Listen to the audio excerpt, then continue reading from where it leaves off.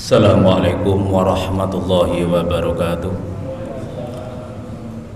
Bismillahirrahmanirrahim. Alhamdulillahilladzi an'ama alaina bi ni'matil iman wal islam. Wassalatu wassalamu ala sayyidina Muhammadin khairil anam wa ala alihi wa ashabil bararatil kiram, amma ba'd. Yang saya hormati kepada para bapak dan para ibu jamaah salat isya dan tarawih di Masjid Al-Furqan yang indah, megah dan insya Allah berkah pada malam hari ini yang telah dimuliakan oleh Allah Subhanahu wa Ta'ala. Di dalam kesempatan yang baik ini, marilah kita awali dengan manjatkan puji syukur kehadirat Allah Subhanahu wa Ta'ala dengan ikrar alhamdulillahirabbil alamin. Yang kedua kalinya, salawat dan salam mari kita sanjungkan ke pangkuan beliau Nabi besar Muhammad sallallahu alaihi wasallam. Allahumma sholli ala sayyidina Muhammad.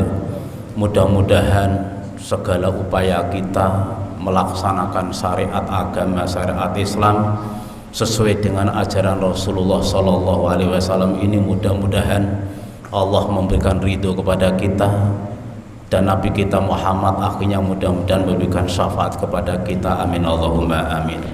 Hadirin wal hadirat yang telah dirahmati oleh Allah Subhanahu wa Ta'ala, pada kesempatan kultum pada malam hari ini yaitu tentang makna zakat, infak dan sedekah. Dan perlu diketahui bahwasanya zakat itu secara harfiah, zakat itu artinya adalah mensucikan, membersihkan, atau bisa dikatakan yang namanya itu tumbuh, itu namanya itu zakat. Dan zakat adalah merupakan salah satu kewajiban yang harus kita lakukan setelah kita sholat, kita juga puasa. Dan zakat itu juga termasuk ruknun min arkanil Islam, termasuk rukun Islam yang harus kita lakukan. Dan zakat itu adalah memberikan atau pengambilan suatu harta tertentu dengan syarat-syarat tertentu dan diberikan kepada orang-orang tertentu. Itu namanya zakat. Berbeda dengan yang namanya infak dan sedekah. Infak dan sedekah itu juga merupakan amal perbuatan yang baik, amal ibadah yang semua itu melibatkan harta. Namun kalau infak itu bisa juga berupa uang, bisa berupa benda, dan sasarannya pada umumnya terletak ada pada tempat-tempat ibadah seperti hanya masjid, pembangunan mushola, majelis taklim, madrasah, mungkin rumah sakit Islam dan sebagainya. Sedangkan yang namanya sedekah juga sama, satu amal perbuatan baik, amal ibadah yang juga melibatkan yang namanya itu harta. Bisa juga berupa uang, bisa juga berupa makanan, Jumat berkah, memberikan jajan dan sebagainya. Itu semua adalah anjuran dari agama kita, yaitu Al-Quran dari Allah Subhanahu wa Ta'ala, sebagaimana yang ada di dalam surat Al-Baqarah tentang zakat. A'udzubillahi minasyaitonirrajim. Wa aqimus sholata wa atuz zakata warka'u ma'ar raki'in. Lakukanlah sholat dan tunaikanlah zakat dan berukuklah bersama orang-orang yang rukuk. Di dalam ayat ini yang intinya bahwasanya sholat harus kita lakukan karena merupakan suatu kewajiban. Di samping itu juga zakat itu juga harus kita lakukan. Memang zakat atau sedekah wajib atau dikatakan zakat. Zakat itu ada dua, zakat fitrah dan zakat mal. Dan itu semua ada syarat-syarat tertentu, ada ukurannya berapa dan diberikan kepada orang-orang tertentu, yaitu 8 asnaf. Sedangkan kalau infak dan sedekah itu tidak, bebas. Di dalam Al-Quran surat Al-Baqarah telah disebutkan, a'udzubillahi minasyaitonirrajim, ya ayyuhalladzina amanu anfiqu min thayyibati ma kasabtum wa mimma akhrajna lakum minal ardi. Wahai orang-orang yang beriman, berinfaklah dari hartamu yang suci, hasil dari jerih payah, hasil dari usaha. Wa mimma akhrajna lakum minal ardi, dan dari sesuatu atau hasil bumi yang telah kami berikan, yang telah kami keluarkan kepada kalian. Intinya bahwasanya infak itu merupakan anjuran dari Allah Subhanahu wa taala dari harta benda kita yang kita miliki, hasil usaha kerja kita, dan juga dari hasil bumi. Sebab infak sedekah itu bisa mensucikan dari diri kita. Di samping itu merupakan amal yang soleh, amal yang baik, manfaat lain itu bisa mensucikan pada diri kita. Sebagaimana diterangkan dalam surat At-Taubah, a'udzubillahi minasyaitonirrajim, khudh min amwalihim shadaqatan tutahhiruhum wa tuzakkihim biha. Ambillah sebagian harta mereka, maksudnya adalah sedekah, sedekatan jadikan sebagai sedekah, tutahhiruhum wa tuzakkihim biha. Karena sedekah itu bisa mensucikan pada mereka dan juga bisa membersihkan kepada mereka. Kalau sedekah itu sedekah wajib, yakni zakat fitrah, bertujuan untuk mensucikan jiwa kita.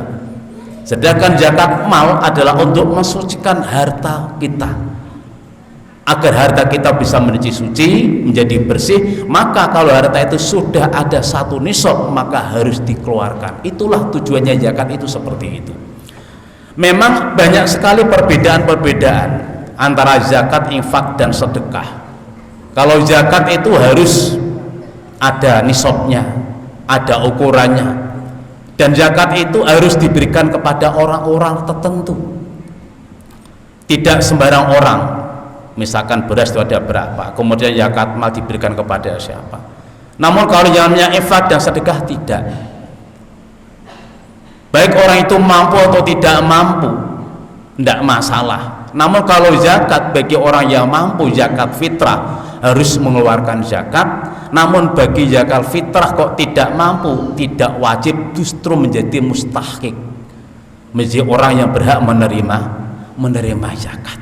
Oleh karena itu, para hadirin wal hadirat yang telah dirahmati oleh Allah Subhanahu wa taala, setelah kita melaksanakan ibadah sholat 5 waktu sehari semalam, kemudian dilanjutkan dengan yang namanya puasa Ramadan yang datang 1 tahun sekali, yaitu 1 bulan lamanya dalam Ramadan ini, maka jangan lupa untuk zakatnya.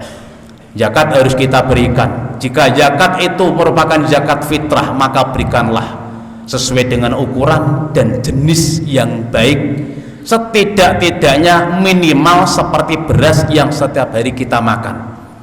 Seandainya beras harganya itu 1 kilo, setiap hari kita makan harganya 20.000, maka kalau zakat setidaknya sama, kalau bisa lebih baik, lebih mahal. Jangan sampai kita mengeluarkan zakat fitrah, harga berasnya lebih rendah daripada kita makan. Itu tidak boleh. Itu harus kita pahami seperti itu. Kemudian zakat mal harus dibersihkan. Jangan sampai kita eman-eman mengeluarkan zakatnya. Sebab harta mal itu jika dizakati, semua harta yang dimiliki akan menjadi manfaat dan akan menjadi bersih. Tapi jika kita tidak mau mengeluarkan zakatnya, justru harta yang dimilikinya akhirnya bukan menjadi satu kebahagiaan, justru akan menjadikan satu siksa, ancaman pada diri kita sendiri. Na'udzubillah min dzalik, amin Allahumma amin. Oleh karena itu, hadirin wal hadirat yang telah dirahmati oleh Allah Subhanahu wa taala, marilah di bulan suci Ramadan ini kita ramaikan pada malam-malam harinya. Puasa kita di siang hari, di malam harinya mari kita ramaikan dengan tadarusan, atau mungkin sholat-sholat tahajud atau hajat, kemudian kita dengan membaca banyak zikir dalam rangka di samping kita mendekatkan diri pada Allah, ya hitung-hitung kita menghadap Lailatul Qadar. Jangan sampai kita meraih Lailatul Qadar cuma di masjid saja, tapi juga pakai sedekah juga, tapi juga pakai berbakti kepada kedua orang tua juga, karena itu sangat berpengaruh sekali. Oleh karena itu, mudah-mudahan saja mulai dari awal Ramadan hingga sampai saat ini kita bisa benar-benar melaksanakan ibadah puasa di siang hari, melaksanakan dengan baik, menjaga batalnya puasa dan menjaga batalnya pahala puasa. Jika kita melakukan ibadah puasa, memenuhi rukun-rukunnya, namun kita tidak memperhatikan batalnya pahala puasa, maka kita akan menjadi orang yang sia-sia.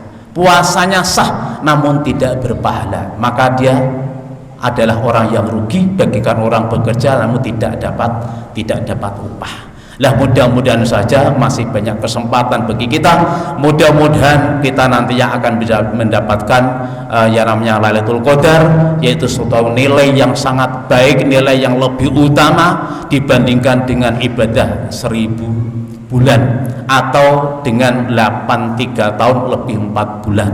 Jika orang itu usianya tidak ada 83 tahun namun dia mendapatkan Lailatul Qadar, itu suatu keberuntungan yang sangat luar biasa. Mudah-mudahan saja kita semuanya walaupun tidak mendapatkan Lailatul Qadar, tapi yakinlah jika kita melaksanakan ibadah puasa dengan baik dan malam harinya kita melaksanakan ibadah sunnah sholat tarawih, fa insyaallah ma taqaddama min dzambi ghufira lahu ma taqaddama min dzambi, setidak-tidaknya semua dosa-dosa kita diampuni oleh Allah Subhanahu wa taala. Amin Allahumma amin. Dan mudah-mudahan di tahun yang akan datang kita bisa bertemu dengan Ramadan lagi. Amin Allahumma amin. Sekian dari saya, kurang lebihnya mohon maaf. Akhirul kalam, wassalamualaikum warahmatullahi wabarakatuh.